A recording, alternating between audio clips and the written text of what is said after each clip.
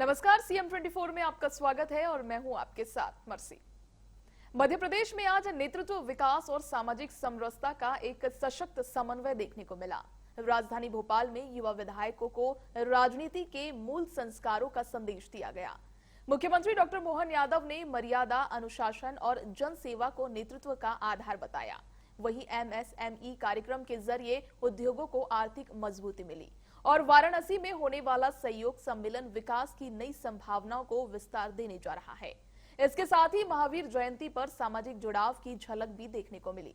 देखिए आज की सीएम 24 की ये बड़ी खबरें। नमस्कार, स्वागत है आपका सीएम 24 में।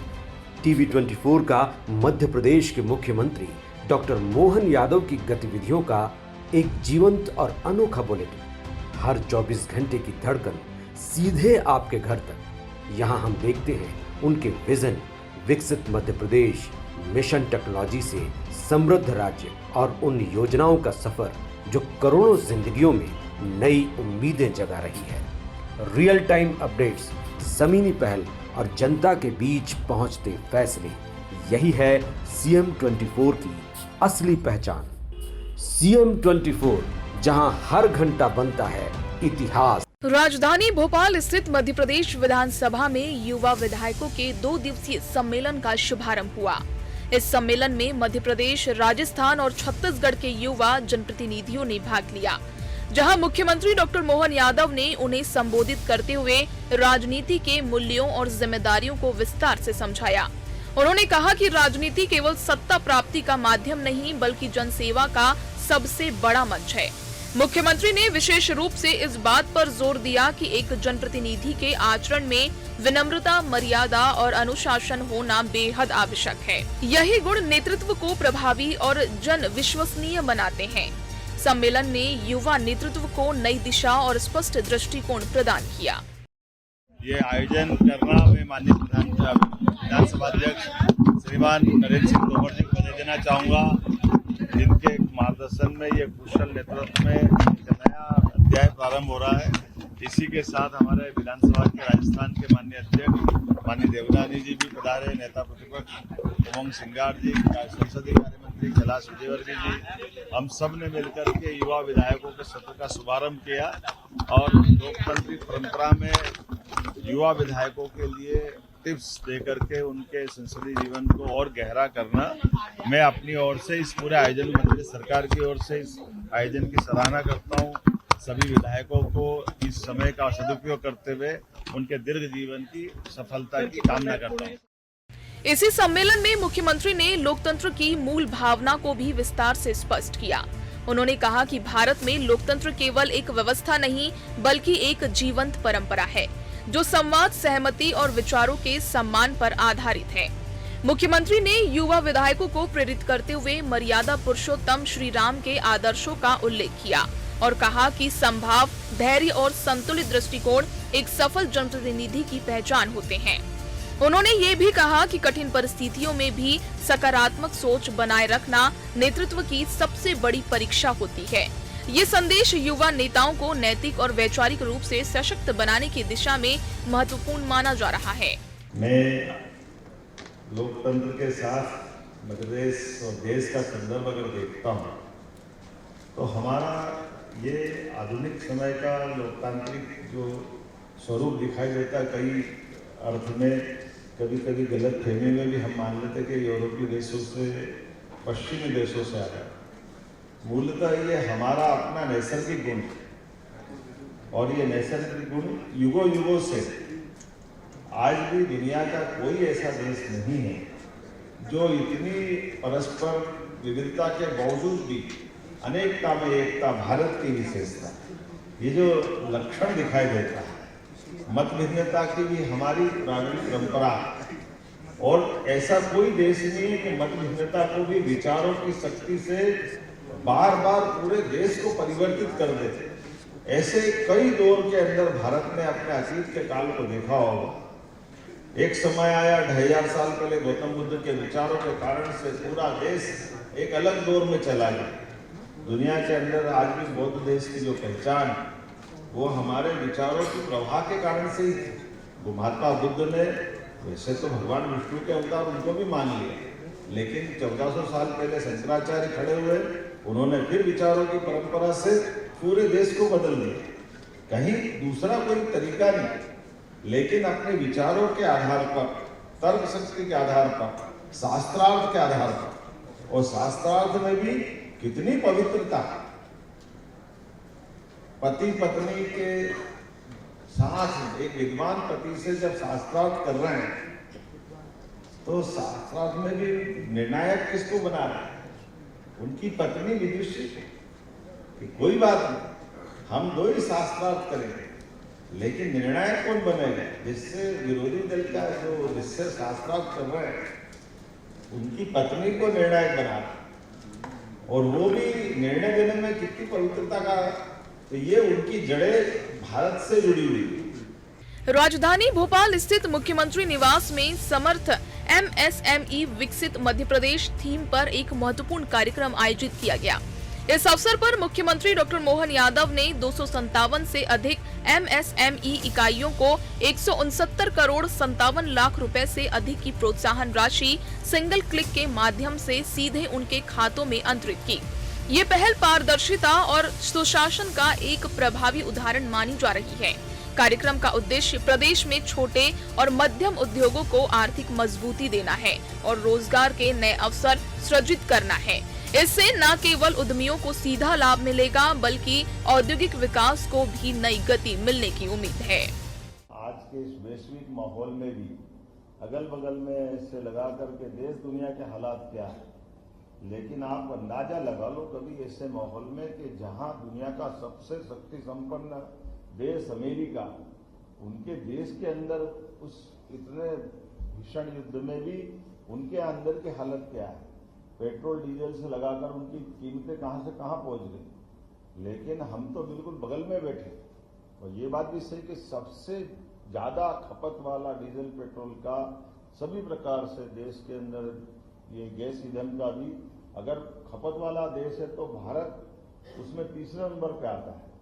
लेकिन हमारे अपने माननीय मोदी जी ने समय के पहले ही 12-14 साल पहले से रिफाइनरियां बनवाना और अपने यहाँ से न केवल देश की ईंधन की आवश्यकता अपनी पूर्ति कराना, बल्कि देश के अंदर निर्यात का भी अनुकूल माहौल बनाया। इसलिए आज अपने यहाँ इस देश के अंदर न तो रेट बढ़ने दी, न मार्केट में किल्लत आने दी। बगल अगल में देखो तो दिमागी काम नहीं करे। पहले तो रुपये के ठिकाने नहीं पड़ोस के देशों के पास, और जो है ठिकाने तो उसका भी रुपये का हमारा 1 रुपया उनके 4 आने के बराबर है, और उसके बावजूद भी पेट्रोल के दाम वहाँ 350 रुपये लीटर है। देखो पाकिस्तान के हाल क्या हो रहे हैं, घर में नहीं है दाने खाने के, मियाँ चले तलवार घुमाने, क्या है हाल। अब दलाल नहीं के तो क्या बोलेंगे इनको। सही कहा हमारे विदेश मंत्री जी कि हमारे देश स्वाभिमान के साथ चलता है। हमारे देश की नीतियां हमारे देश के सभी हितों को सुरक्षित रखने की होती है, और सुरक्षित रखने में सम्मान भी है, स्वाभिमान भी, और इसलिए किसी की दया पर निर्भर होकर के भारत के झंडे लहराते हुए नहीं आ रहे हैं। दुनिया के बाप की ताकत नहीं कि झंडे को हाथ लगा के देख ले, घर में घुस के मार के आने की ताकत भी भारत की है। हमारी सभी प्रकार की गतिविधियों को संचालित करने के लिए स्वशासित लोकतंत्र की रक्षा के लिए यशस्वी प्रधानमंत्री के नेतृत्व में देश समर्थ भी है और सामर्थ्यशाली भी। इसी कार्यक्रम के दौरान प्रदेश के स्टार्टअप्स को भी विशेष प्रोत्साहन दिया गया। उन्हें अनुदान राशि प्रदान की गई और कई उद्यमियों को औद्योगिक भूमि के आवंटन पत्र भी सौंपे गए। सरकार की औद्योगिक मित्र नीतियों और सरल प्रक्रियाओं के कारण मध्य प्रदेश अब निवेशकों के लिए एक आकर्षक केंद्र के रूप में उभर रहा है। प्रदेश में 7000 से अधिक स्टार्टअप्स का पंजीकरण इस बात का संकेत है कि नवाचार और उद्यमिता को लगातार बढ़ावा मिल रहा है। नौ औद्योगिक क्षेत्रों का विकास और बेहतर इंफ्रास्ट्रक्चर आर्थिक प्रगति की मजबूत नींव तैयार कर रहे हैं। ये पहल प्रदेश को आत्मनिर्भर और समृद्ध बनाने की दिशा में महत्वपूर्ण कदम है। लगातार मध्य प्रदेश आगे बढ़े, और ये उन सारे नादानों को भी जवाब जो कहते हैं कि मध्य प्रदेश के अंदर आर्थिक रूप से पता नहीं क्या कहते हैं, कौन से इंडस्ट्री की बात करते हैं। जरा लेकर के दिखाएं कि हमारा जो हमने कहा है वो करके दिखा रहा है। प्रदेश के अंदर सबसे तेज गति से निवेश भी हो रहा है। व्यापार व्यवसाय के साथ की गई प्रतिबद्धताओं के लक्षण भी दिखाई दे रहे हैं और हमारे आधार पर लगभग 8,500 करोड़ रुपया अगर हम अपने विभिन्न प्रकार के उद्यमियों को जो हमारे कमिटमेंट के आधार पर अनुदान देने की हिम्मत रखते हैं, इसका अर्थ ये कि हम अपनी आर्थिक रूप से उन सारे तंत्र में, इसीलिए भारत के 3 सर्वाधिक सशक्त आर्थिक रूप से वित्तीय व्यवस्था करने वाले राज्यों में मध्य प्रदेश का स्थान है। मुझे इस बात की प्रसन्नता है जिसने भारत सरकार के पैमाने पर सब प्रकार के प्रबंधन में तेज गति से विकास भी किया है और निवेश भी किया है और खर्च की सीमा अपनी भारत सरकार की लिमिट के अंदर रख करके काम किया है। मध्य प्रदेश के मुख्यमंत्री डॉक्टर मोहन यादव 31 मार्च को वाराणसी में आयोजित MP-UP सहयोग सम्मेलन 2026 में शामिल होंगे।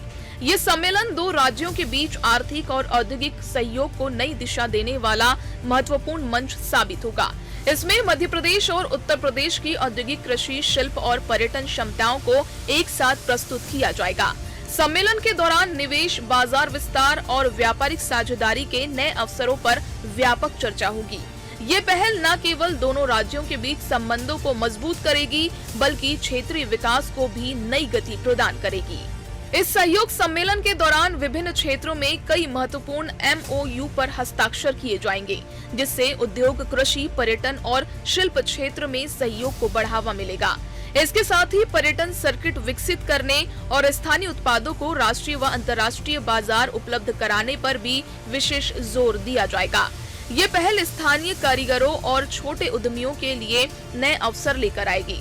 विशेषज्ञों का मानना है कि इस तरह के सहयोग से मध्य प्रदेश को राष्ट्रीय और वैश्विक निवेश मानचित्र पर और मजबूत पहचान मिलेगी और आर्थिक विकास को दीर्घकालिक लाभ प्राप्त होगा।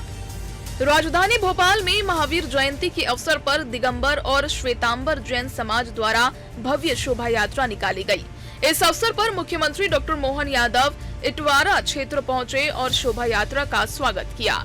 उन्होंने संतों का आशीर्वाद लिया और समाज के लोगों के साथ सहभागिता निभाई। ये आयोजन धार्मिक आस्था और सामाजिक एकता का प्रतीक बना।